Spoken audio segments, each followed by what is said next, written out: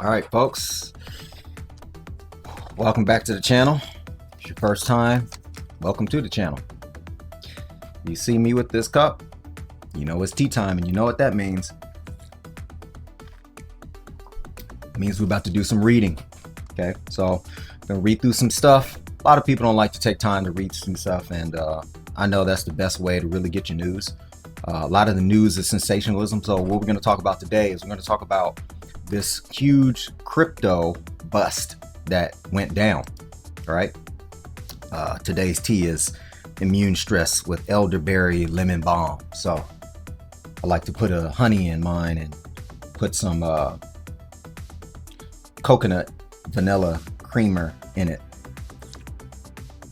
It gives you that pop. Anyway, so let's get straight to it. 18 individuals and entities charged in international operation targeting widespread fraud and manipulation in the cryptocurrency markets. Now we know XRP, case is going on with that, trying to decide if it's a security or not. A lot of conspiracies around it. Is it basically going to be used by the interbanking systems as a cross-border payment alternative, or the primary alternative? Who knows? All right, but let's get into this article, because this article is actually revealing a lot of good information in terms of what we may see in the future and what's to come. So, first ever criminal charges against financial service firms for market manipulation and wash trading in the cryptocurrency industry. So this is out of Boston. 18 individuals and entities have been charged for widespread fraud and manipulation in the cryptocurrency markets. Charges were unsealed in Boston. The leaders of four cryptocurrency companies, four cryptocurrency financial service firms known as market makers, and employees of those firms. Okay, so this is something that's new to us, but obviously, the charges have been unsealed. So that just means that they're making it available to us in the public. 4 defendants have pled guilty. Another defendant has agreed to plead guilty, and authorities apprehended 3 other defendants in Texas. It's interesting in Texas. What else is going on in Texas? Well, we know your guy Ken Griffin of Citadel Securities and hedge fund, who happens to be a market maker as well.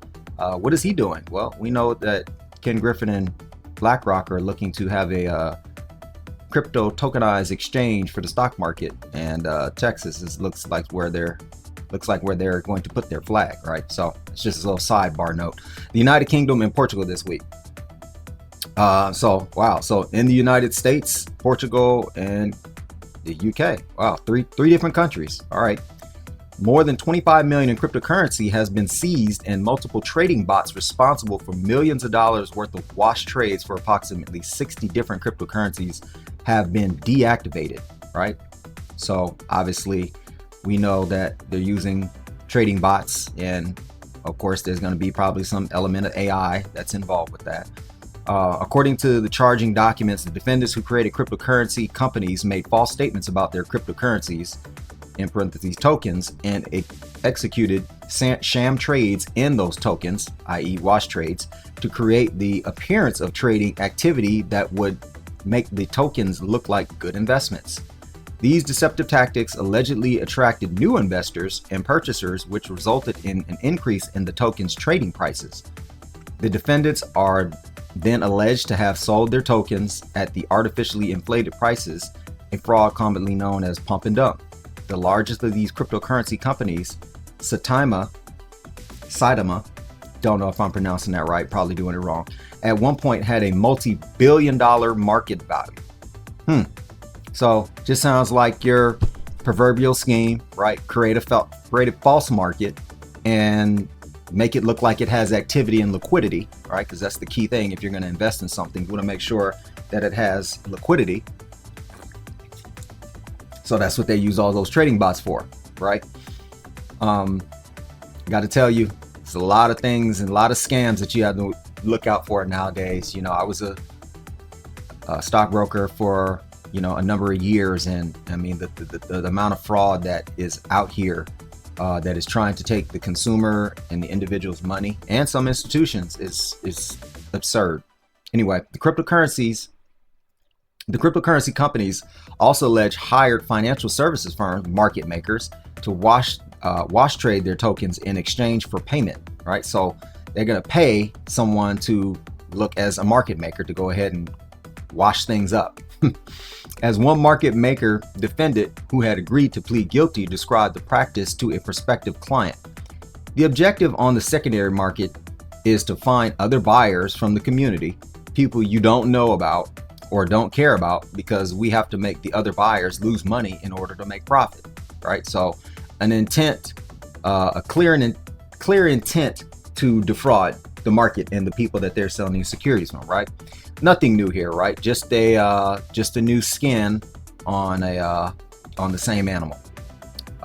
3 market makers, ZM Quant, CLS Global, and MyTrade, along with their employees, are charged with allegedly wash trading and conspiring to wash trade on behalf of NextFund AI, a cryptocurrency company and token created at the direction of law enforcement as part of the government's investigation, right? So basically, they staged a company to catch these guys in the act, right?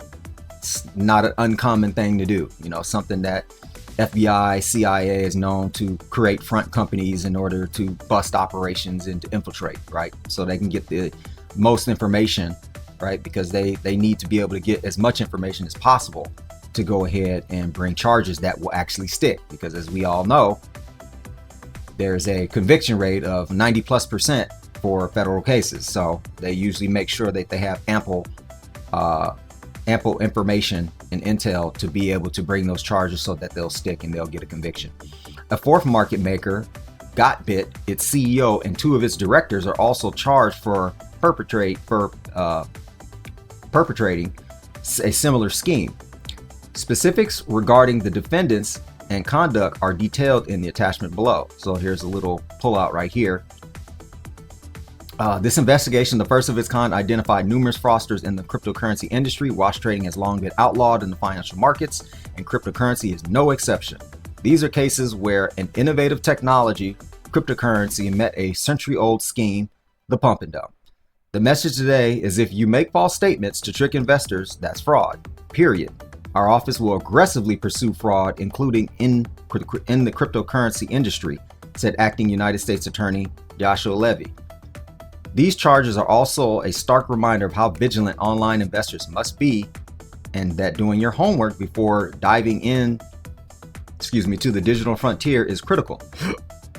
People considering making investments in the cryptocurrency industry should understand how these scams work so they can protect themselves. Well, obviously it's very tricky, to say the least, for people that are older, because obviously older people, a lot of this stuff, there are things that come to them and may look legitimate, and it's not. The whole facade is created so that it does look legitimate, right? So the legitimate is so that you have less, the illusion of legitimacy is so that they can minimize the amount of questions that somebody has, right? And they can go ahead and pull the trigger and fork over their money, right? So what the FBI uncovered in this case, essentially a new twist to okay, I just wanted to make sure I wasn't reading the same thing on here. All right, so what the FBI uncovered in this case is essentially a new twist to old school financial crime.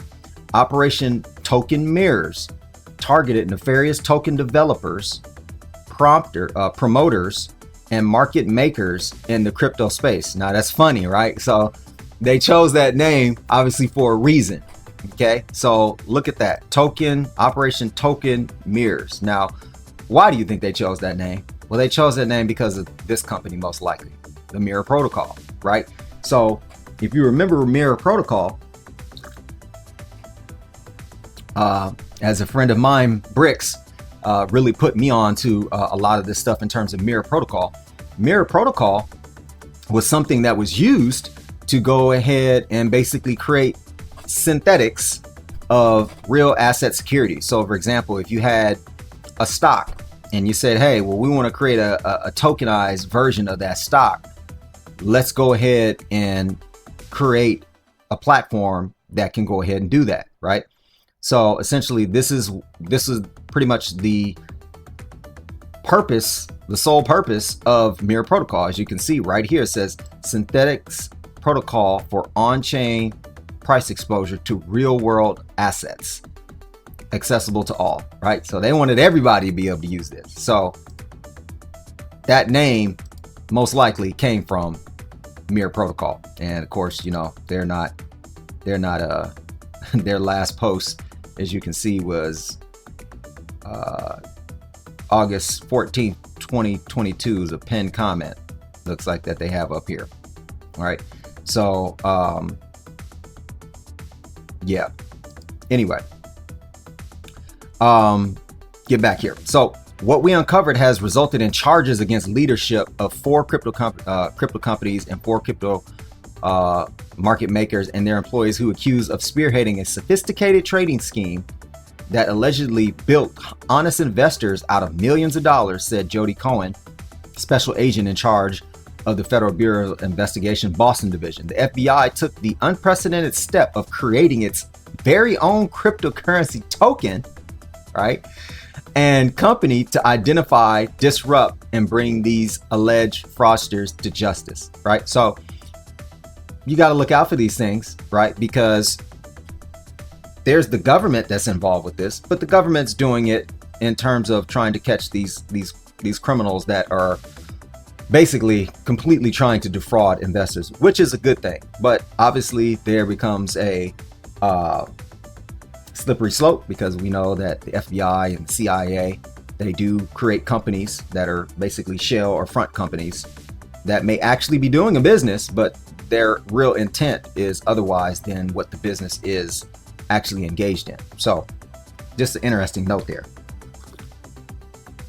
Look at any movie that talks about the CIA or FBI or spy a lot, and I'm sure you if you don't know and you're not familiar with that tactic, that's something that they've long done. They've done it for years. They've done it, you know, in black operations, black market operations, to go ahead and facilitate, you know, gun runs and stuff like that, to bust people and, you know, that sort of thing, right? They've gotten busted themselves though doing that as well. If you go back in time, you can see there's many cases where they've had that issue. If you bought or sold, so here it is. If you've bought or sold any of the tokens referenced below, please fill out this form. All right, so let's see, what does this form take us to?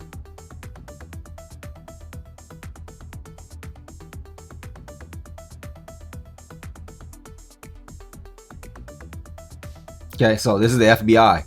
Okay, so it's taking you straight to the FBI's page, and if you want to apply for the FBI, there you go, right there. You need to submit a tip.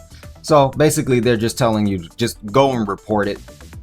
That's what they want you to do, which you should, because if you've been defrauded out of money, you should at least want to cover yourself to see if you can recoup anything, and at most see if you can help out somebody else from being defrauded. The Securities and Exchange Commission has filed civil complaints alleging violations of the securities law in relation to the conduct at Dept, CLS, ZM Quant, Saitama, and Robo Inu. Okay, guess that's a play on Shiba Inu. Valuable assistance was provided by the FBI legal attaches in Madrid and London, Portugal, Policia Judiciaria, European Network of Fugitive Active Search Team. Okay, that is a mouthful. The United Kingdom's National Crime Agency's National Extradition Unit, the Internal Revenue Service Criminal Investigation, Boston Field Offices, and Criminal Division's Computer Crime and Intellectual Property Section, National Cryptocurrency Enforcement Team. It's a mouthful there. Okay, so a bunch of alphabet boys doing their job, going after people. Okay, so acting United States Attorney Joshua S. Levy and Jody Cohen, special agent in charge of the Federal Bureau of Investigation Boston Division, made the announcement. Assistant U.S. Attorneys Christopher J. Markham and David M. Holcomb of the Securities, Financial, and Cyber Fraud Unit are prosecuting the case. All right, so those are, those are your people, right? These are some of your key people that are actually going to prosecute these people. The details contained in the charging documents are allegations, right? So they haven't been made guilty yet, sips tea. But like I said, it's a high likelihood that they will be guilty because they usually do not take charges like this and make whole units of operations, set up whole fake operational businesses to go ahead and go after stuff like this unless they believe they can get something that can stick, right? The defendants are presumed to be innocent unless and until proven guilty beyond a reasonable doubt in the court of law, as they should, right? So we don't want anything happening where someone basically is proclaimed guilty until proven innocent, right? That's the opposite of what we want. So right now they're still innocent, right? It doesn't look good for them. Okay. So the following individuals, so this is an attachment. The following individuals and entities have been charged in U.S. District Court, Boston, Massachusetts. So of course, if you see any of these names or any of these entities that you've dealt with, you probably need to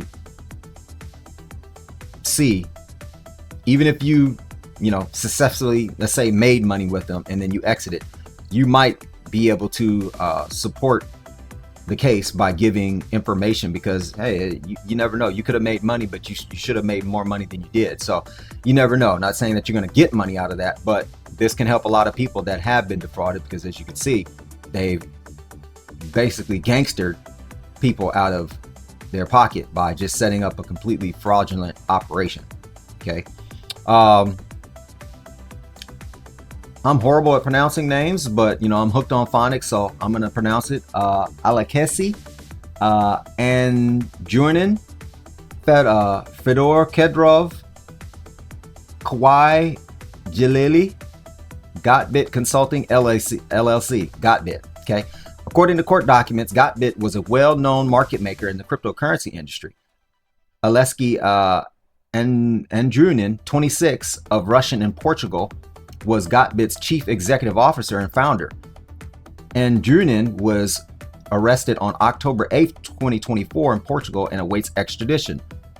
Fedor Kedrov of Russia was Gotbit's director of market making. Kwai Jalili of Russia was Gotbit's director of sales. Gotbit, Kedrov, and Jalili are charged with wire fraud and conspiracy to commit market manipulation and wire fraud. Andrunin is also charged in a separate criminal complaint with wire fraud, conspiracy to commit market manipulation, and wire fraud and conspiracy to commit money laundering. Remember those anti-money laundering classes that I had to take when I had my license? Of course, I'm still a licensed insurance agent, so I still have to do anti-money laundering, right? So it's a whole module that anybody that works in the financial community, if you're licensed, you have anti-money laundering that you have to study. I don't care if you're a teller at a bank. It's a whole section that you've got to go through. Every company that deals with money in the financial services industry has to have an anti-money laundering policy. It's mandated by the government. It is alleged that between 2018 and 2024, Gotbit provided market manipulation and wash trading services to several cryptocurrency companies, including companies located in the United States. Gotbit allegedly made wash trades worth millions of dollars on behalf of clients and received tens of millions of dollars in proceeds for these illicit services. In a 2019 interview published online, Andrunin allegedly described how he developed a code to wash trade and artificially inflate cryptocurrency trading volume. Andrunin allegedly kept track of Gotbit's market manipulation, including with spreadsheets that compared created volume from wash trades with naturally occurring market volume. Gotbit's employees include Jalil and Kedrov allegedly described these wash trading tactics to prospective clients and how to avoid detection. So essentially they were like, hey bro, you want to commit some crime? You need to go ahead and spoof up a market. We got the package for you. Which one you want? A, B, or C package? And they commenced to selling that. So these guys literally created a fraud product to sell to people that wanted to manipulate the market, make some fast money. All right. So they thought. Jalili and Kedrov also allegedly provided these services to multiple cryptocurrencies, including Saitama and Robo Inu cryptocurrencies. So this is just who they're allowing us now to know who they're dealing with and who they've done business with. As you know, especially in the financial crimes, for every one that you catch, there's like 3 others that you didn't catch, or at least catch yet, right? So the question is, how rampant is this within the industry? Okay. And are there bigger players that are involved in other markets? Because you do have larger players that are involved in other markets, in the stock markets, bond markets, debt markets, that enter this kind of fraud, man. And it's because they know the market and they know how to manipulate it. So it's interesting to see this. Riki Liu and Baojun Wu, ZM Quant Investment Ltd, better known as ZM Quant. ZM Quant was a market maker in the cryptocurrency industry that allegedly advertised illicit market manipulation services to clients. Riki Liu, 26, of the United Kingdom and Hong Kong, was an employee of ZM Quant. Baijun Wu, 32, Baijun Yu, I don't know how to pronounce that's a Chinese name, forgive me, my Chinese brother, 32, of Hong Kong, was also an employee of ZM Quant. ZM Quant, Liu, and Wu are charged in a superseding indictment with wire fraud and conspiracy to commit market manipulation and wire fraud. According to court documents, ZM Quant allegedly advertised a trading bot that could create volume. ZM Quant employees allegedly discussed these illicit services with clients through Telegram messages. Oh man, y'all know they hemmed up the dude from Telegram, right? Whew, rough. Telegram messages, and this is just gonna be more fuel that they go put on that fire. And it's a shame because what they did to him, man, that's another video. Telegram messages and during video teleconferences. For example, as alleged in the charging documents during a video teleconference in March 2024, Liu and Wu described how ZM Quant would trade maybe 10 times per minute or 10 times a minute to increase the trading volume and pump the price. Liu and Wu also described how ZM Quant allegedly used multiple trading wallets to avoid having the trading look fake. It is further alleged that ZM Quant provided market manipulation services for multiple cryptocurrency companies, including Saitama, or Saitama, however you pronounce that, and NextFund AI. Okay. Andre Zorzes, I probably screwed that name up. CLS Global FCZ LLC, better known as CLS. CLS was a market maker in the cryptocurrency industry that allegedly advertised illicit market manipulation services to its clients. Andre Zorzes of the United Arab Emirates was an employee of CLS. Both CLS and Zorzes, I really want to know how to pronounce that correctly, are charged in an indictment with wire fraud and conspiracy to commit market manipulation and wire fraud. It is alleged that Zorzes described, let's just call him Z Money. It's alleged that Z Money described a prospective client how CLS's algorithm generated trading volume on multiple cryptocurrency exchanges as follows. Quote, "We have an algorithm that basically does self trades buying and selling." Quote, "The idea of volume generation is so the token looks organic and live and people get interested in trading it, right? Because nobody's gonna trade anything that doesn't have any type of liquidity. It's very hard to track." Quote, "It's very hard to track. We've been doing that for many clients." Quote, I know that it's wash trading and I know people might not be happy about it." Right? So basically they're just flat out admitting that they're creating an artificial market and conducting fraud. Z Money and other CLS traders allegedly provided these market manipulation services for NextFund AI. Liu Zhu, we got another Z Money. So Z Money squared, MyTrade MM. MyTrade MM was another market maker in the cryptocurrency industry and advertised illicit market manipulation services to its clients, including pump and dump consulting services and wash trades facilitated by bots.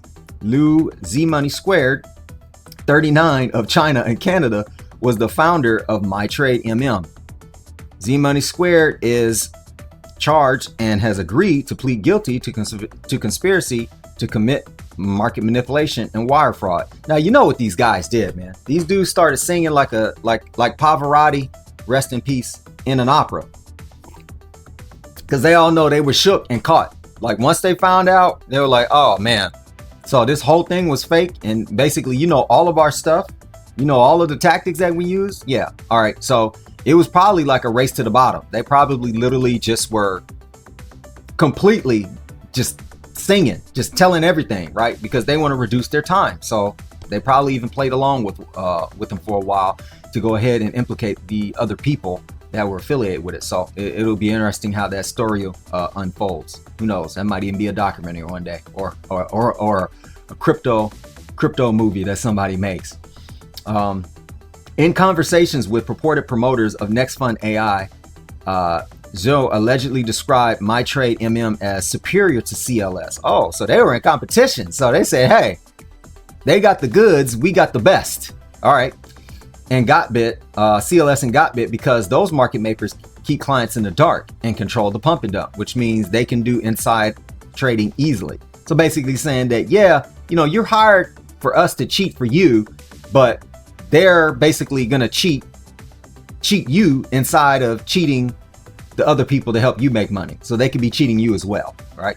Zhou allegedly also described the various purposes for wash trading, including showing continuous trading activity every hour, generating large enough trading volumes for cryptocurrency exchanges to waive listing fees, and executing pump and dumps.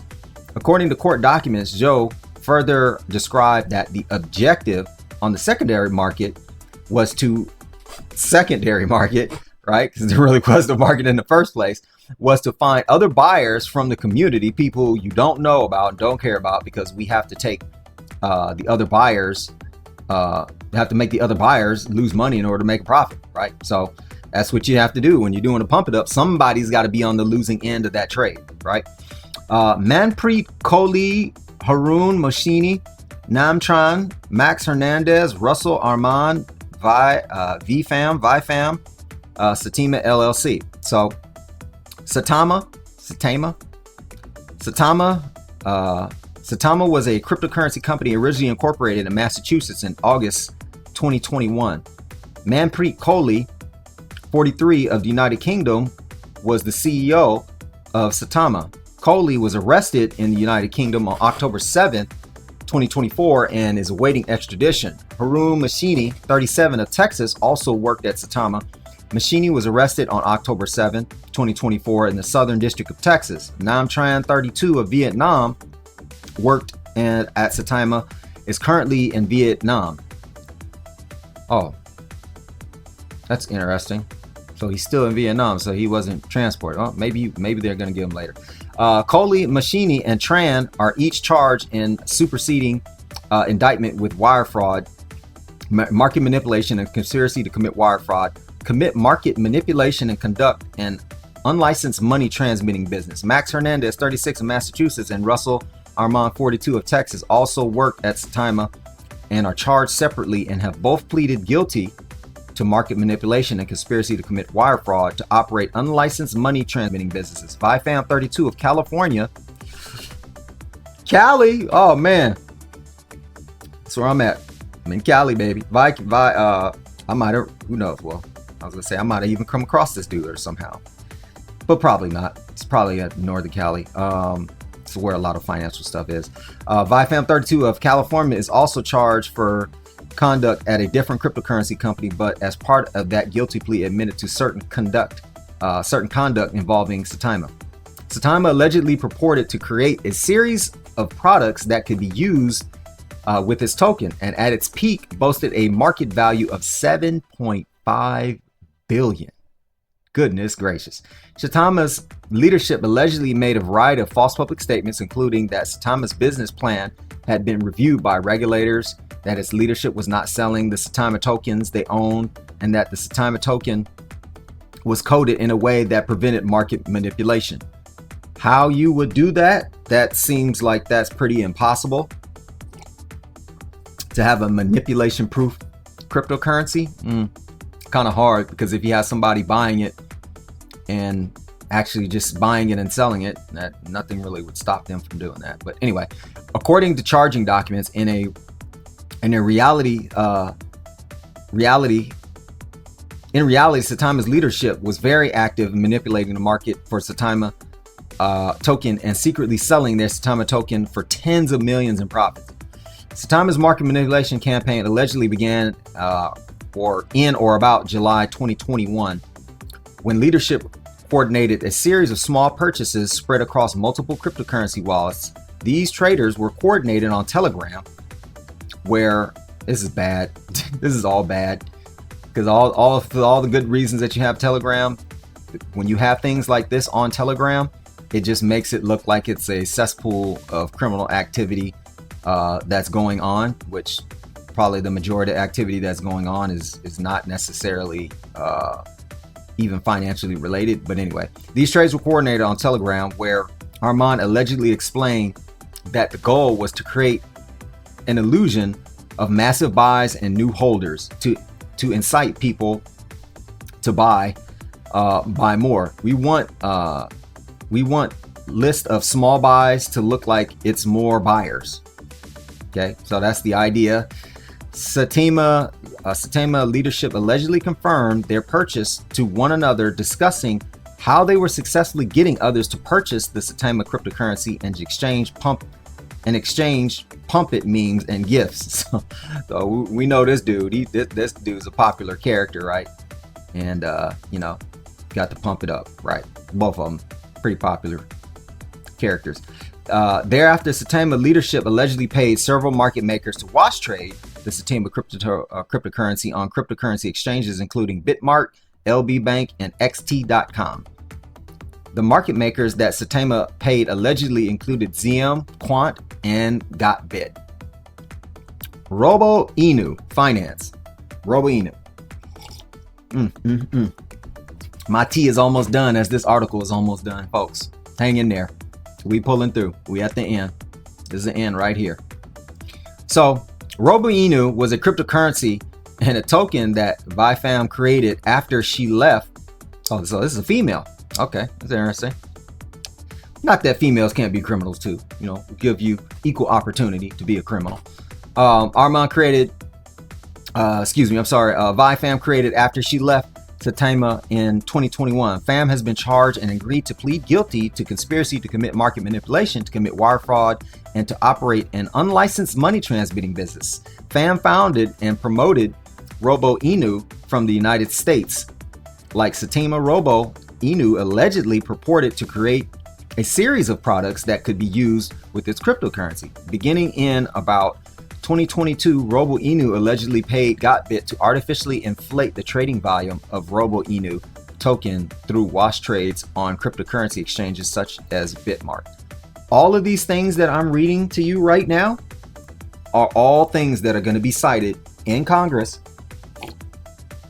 when they start really trying to crack down on this legislation, because they do eventually want a CBDC to be launched. Regardless of what you hear in the news media, the official stance, they're going to create a CBDC, and they are, putting in all the rails, as you, so to speak, in order to do that. See, got the police coming, right? Just reading the article, got the police coming.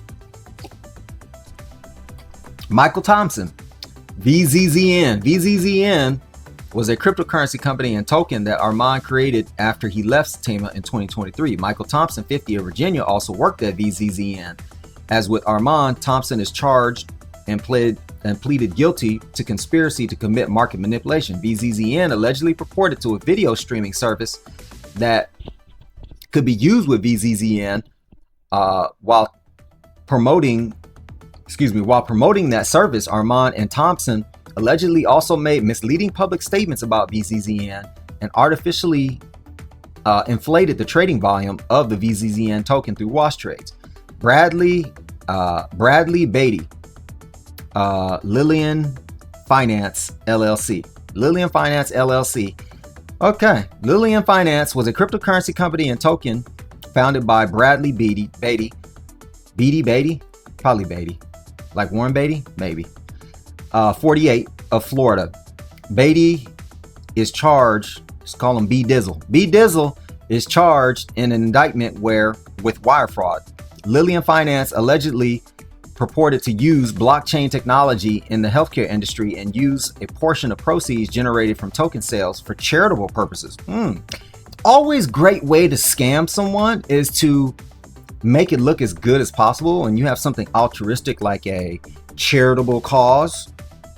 Good padding on that, right? Good padding that you got.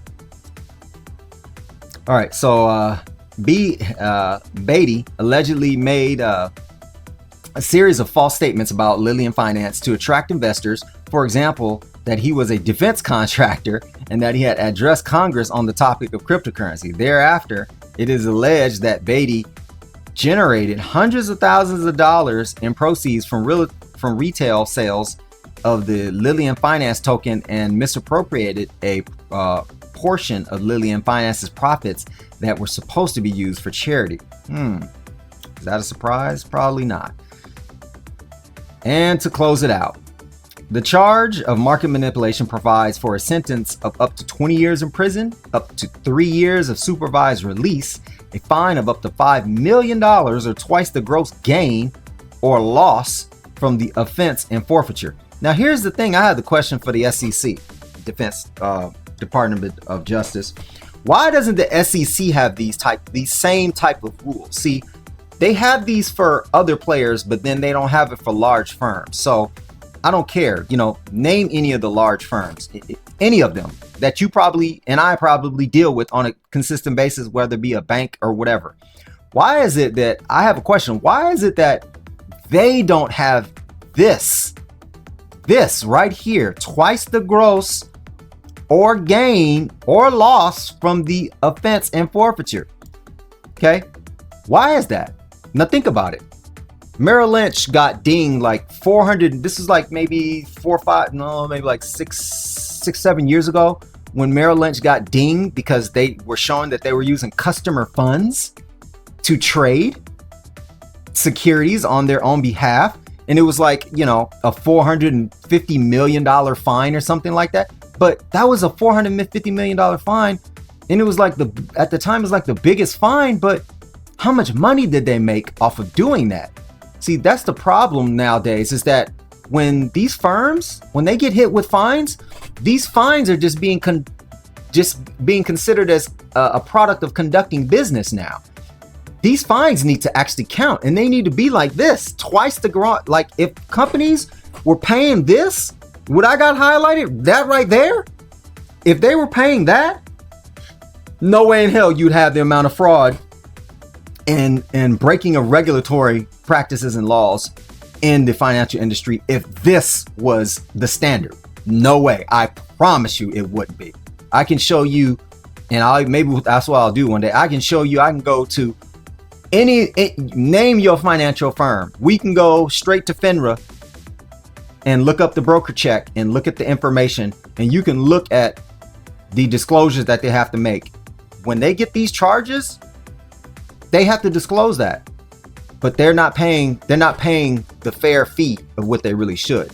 Sorry, I had to go off on a tangent on that because that's a pain point, and that's something that us as Americans, the beneficiaries, these politicians are essentially like the trustees, right, for the trust, okay, for the United States corporation company. Yeah, look that up, because the United States is a corporation.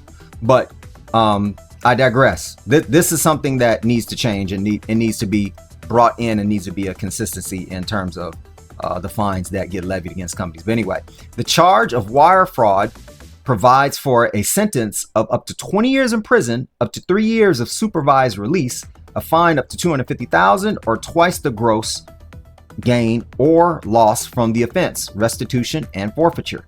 Okay, so that's key. You forfeiting the money and you having to pay the fine. See, that's the problem. These major financial institutions, they're not forfeiting any of the money. They're paying a fine. which means that that is just the cost for them to do business in their eyes. Because if I can make $1 billion and it only costs me 450, well, not only, but if I can make $1 billion plus, basically essentially make in excess 100% on my money for the fine that I have to pay, well, then that's probably going to be working to a business model. Unfortunately, they'll never admit that, but here we are. So the charge of conspiracy to commit wire fraud, market manipulation, and or to conduct an unlicensed money transmitting business provides for a sentence of up to 5 years in prison, up to 3 years of supervised release, a fine up to $250,000 to twice the gross gain or loss from the offense, restitution and forfeiture. The charge of conspiracy to commit money laundering provides for a sentence of up to 20 years in prison, 3 years of supervised release, a fine of $500,000, or twice the value of the criminally derived property. Twice the value. Wow. Wow. These are the kind of fees that these are the kind of penalties that need to be levied on these companies when they commit these financial crimes. Whichever is greater in forfeiture. Sentences are imposed by a federal district court judge based upon U.S. sentencing guidelines and statutes which govern the determination of a sentence in a criminal case. This is as of October 9th, 2024. Thank you for tuning in. Like I said, I know sometimes people just don't have the time to read things. A lot of times I don't have time to read things, but I've tried and find somebody that has it where I can, listen to it. So I'm actually gonna, start doing this a little bit. If you see me with my tea mug, sipping tea, you know what time it is. So if you haven't found some value, some information out of this, some perspective that you gained, please subscribe to the channel, like, comment. I would love to hear the feedback. Like, what do you guys think about that? Shoot some feedback on how they levy the fines on here, the fines and the restitution fees and all that stuff. Because, corporations, major financial corporations are not having that. That is not happening in the financial services industry. Like I said, I was a stockbroker for a number of years. I've seen very many fines levied, but a lot of times when you look at it, you charge a firm that's managing 20 billion in assets, you charge them $1 million fine. That's nothing to them. That's nothing, especially what they potentially made off of it. That's nothing. That's like you paying like $100 and you just made 10 grand, right? Like you're like, oh, hey, so it's okay. Keep going. All right. So we have to create deterrents, but the deterrents are only going to come from me and you. We have to do some writings, and I'm going to do a YouTube video on that as well. One of these days, writing to your representatives, AKA your trustees. But hope you enjoyed it. Learned something new. Peace.